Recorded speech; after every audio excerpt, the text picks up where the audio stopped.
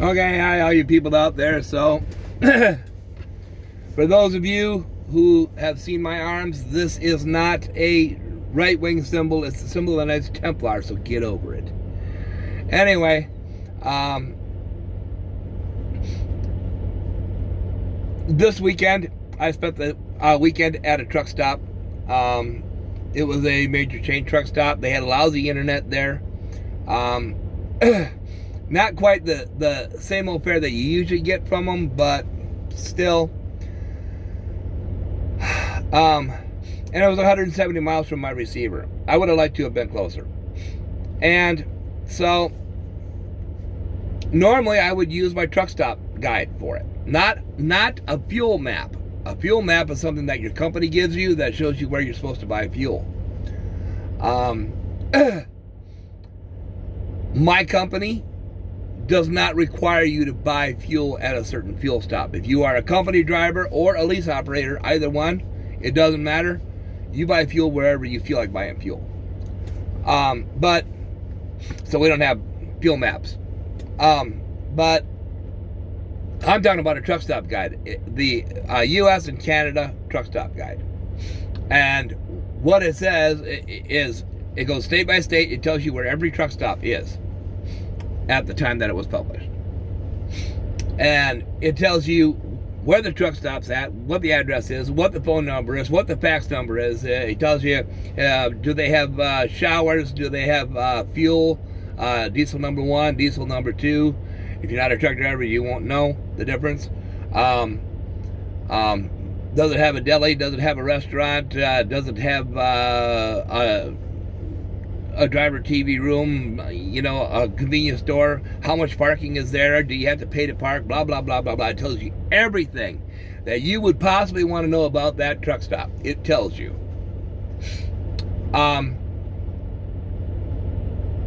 Now, you have to use Google. And Google doesn't tell you anything at all. It really doesn't. Or you can use your GPS and try and find out along route whether or not there's a truck stop there. Doesn't tell you anything either. It just tells you there's a truck stop there, right? If it doesn't have a CAT scale, then you're taking chances as to whether or not you can actually fit a truck in the parking lot. They might not have any truck parking. They might have only diesel fuel. You don't know.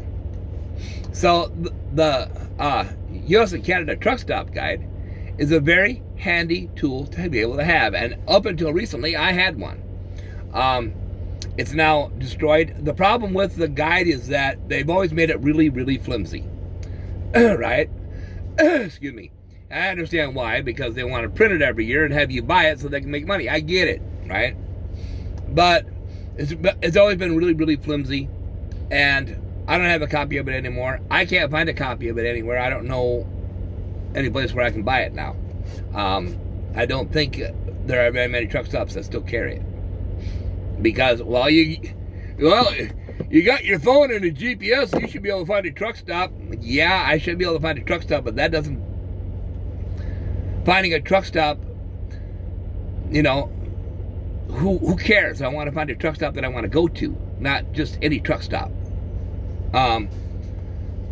If you don't live out here as a truck driver, then you won't understand what I'm even talking about. You won't even get the gist. Well, what's the difference? The truck stop's a truck stop. It's a place for you to stop and sleep, isn't it?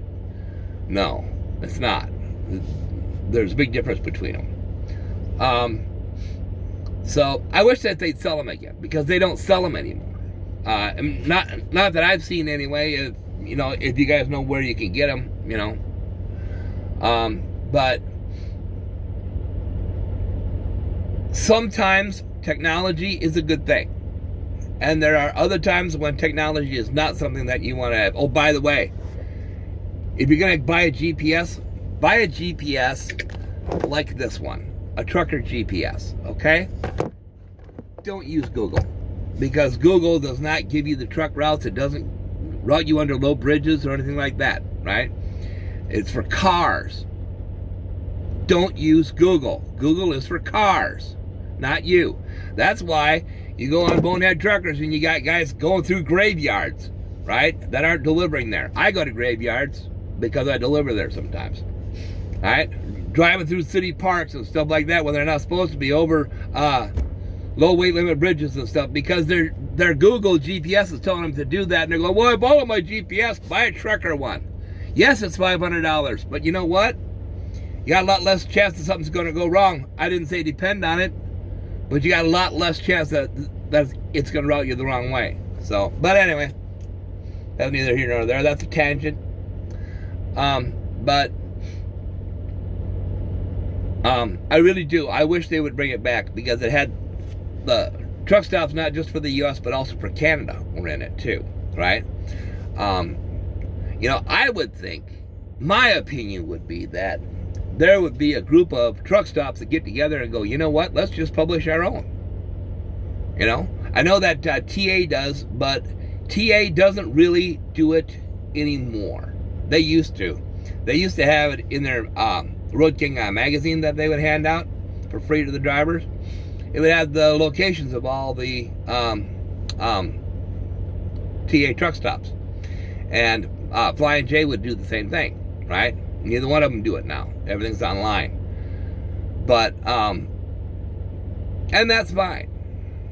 Problem is that you didn't do your trip plan today, and you're looking for a place to park, and you don't have any internet service where you're at. Now what are you going to do? There's no place for you to go. So, but, yeah, it's something that I wish they would bring back, because it's something that drivers need. It's a tool that we can use that's far more accurate than Google. So, anyway, that's all.